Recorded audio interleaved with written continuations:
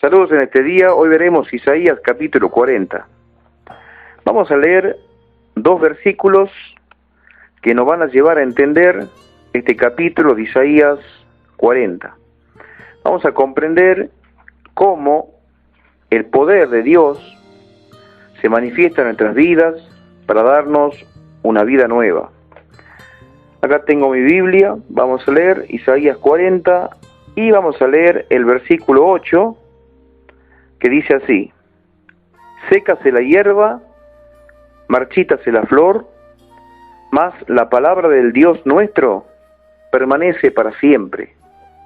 Y también vamos a leer Segunda de Corintios capítulo 5, versículo 17. De modo que si alguno está en Cristo, nueva criatura es. Las cosas viejas pasaron, he aquí todas son hechas nuevas. Vamos a ver qué tiene que ver este versículo 8 de Isaías 40 con el versículo 17 de Segunda de Corintios capítulo 5. Dice el versículo 8 de Isaías 40, que la hierba se seca y que por lo tanto la flor se marchita, pero comparado con esto, la palabra de Dios permanece para siempre. Y vamos a ver acá entonces que la palabra de Dios es el medio que Dios utiliza para realizar su obra. La palabra de Dios es el instrumento que Dios utiliza para hacer sus maravillas. Recordemos que en el principio de la creación Dios creó los cielos y la tierra, creó todo lo que existe y a la raza humana a través del poder de la palabra. La palabra de Dios es el poder que transforma, que cambia y que regenera. La palabra de Dios saca de la oscuridad la luz y de la muerte la vida. ¿Qué te quiero decir? Que la única forma de que nosotros pasemos de la muerte a la vida es a través de la prédica, del mensaje, del evangelio de nuestro Señor y Salvador Jesucristo. Para eso hay una comisión.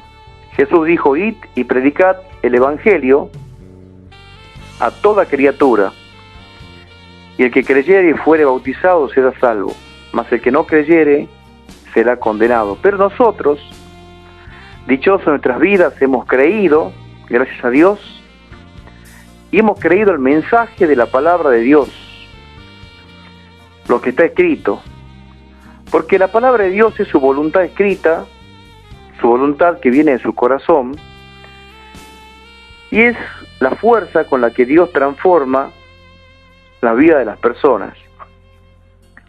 Antes de conocer a Cristo y antes que nos predicasen la palabra de Dios, éramos esclavos en la mentira, porque no nos dábamos cuenta que vivíamos una vida de mentira, y al vivir en la mentira vivíamos también en la muerte espiritual, lejos de Dios, sin tener en cuenta a Dios en nada.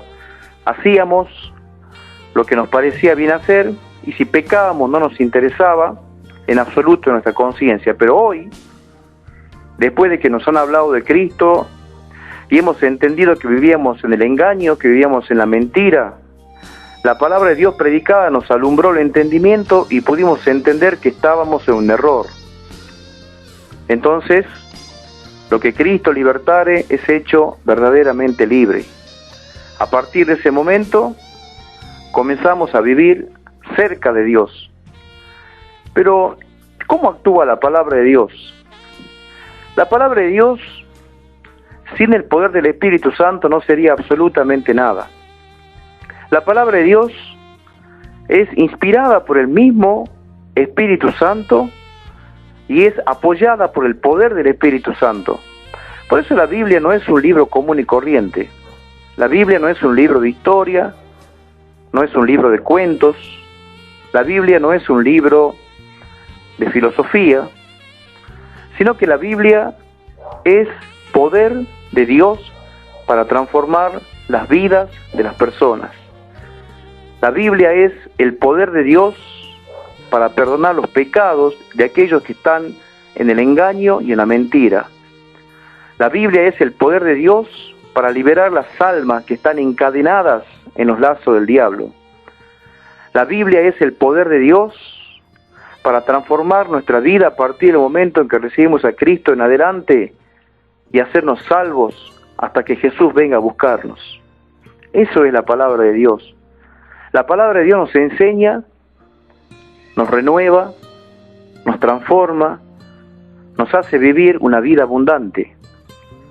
El poder de la palabra de Dios debía venir sobre los reinos del norte y sobre los reinos del sur en la época de Isaías.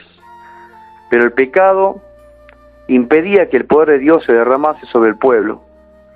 Y esta profecía de Isaías 40 habría de cumplirse 700 años más tarde, cuando Juan el Bautista, predicando el bautismo del arrepentimiento, bautizó a Jesús en el río Jordán, y allí el Espíritu Santo en forma de paloma descendió sobre Jesús, y a partir de aquel momento Juan el Bautista pudo entender que ahí estaba el Cordero de Dios que quitaba los pecados del mundo.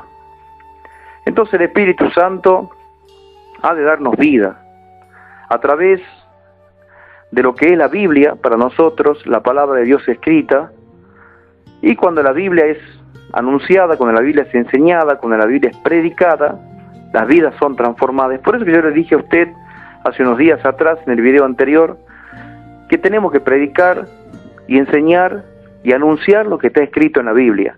Mientras nosotros nos callamos, no decimos nada, la Biblia va a seguir siendo un libro más, aunque no lo es.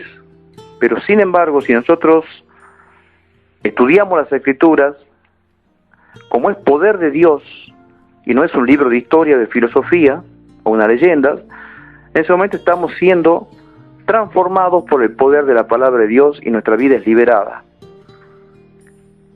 Eso lo tenemos que entender y lo tenemos que comprender. ¿Por qué vivimos en pecado muchas veces? ¿Por qué nos va mal en nuestra vida? Yo he escuchado muchas prédicas de muchos predicadores que les dicen a las personas que les va mal en la vida por no ofrendar, o que les va mal en la vida por no diezmar, o por no darle más plata a Dios. Eso es una mentira. ¿Sabe por qué nos va mal en la vida? Porque nosotros llevamos una vida sin ser transformados por la palabra de Dios. Porque esa es la voluntad de Dios para nosotros, ser transformados para bien. Yo siempre le digo a usted, hermano, hermana, sea un mejor padre, una mejor madre, y a vos, jovencita, jovencito, sea un mejor hijo, una mejor hija, sea un mejor ciudadano. Porque eso es lo que quiere la palabra de Dios, la Biblia, eso es lo que quiere Dios de su corazón, que nosotros seamos ejemplo. Pero para que seamos ejemplo, nuestro corazón tiene que estar limpio. Y la palabra de Dios limpia, porque el pecado es algo sucio que está en el corazón, y la palabra de Dios limpia nuestro corazón de pecado. Y de esta manera podemos agradar a Dios en todas las cosas que hacemos.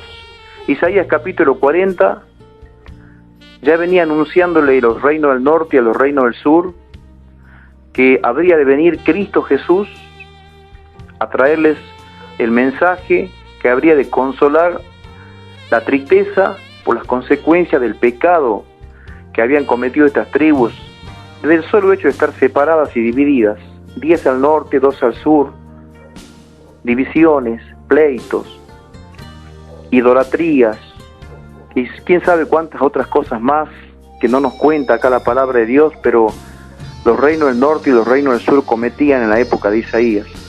El pecado aleja de Dios, pero la gracia de Cristo nos acerca.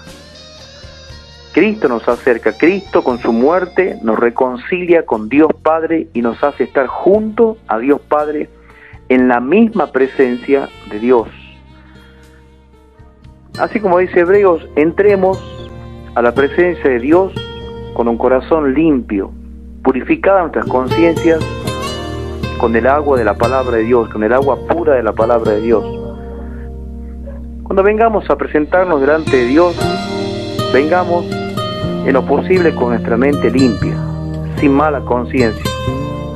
para que seamos aceptados por Dios siempre, porque Él quiere que vengamos de esa manera. Tratemos de no venir siempre con pecado, siempre arrepentidos, siempre con dolores y con tristeza.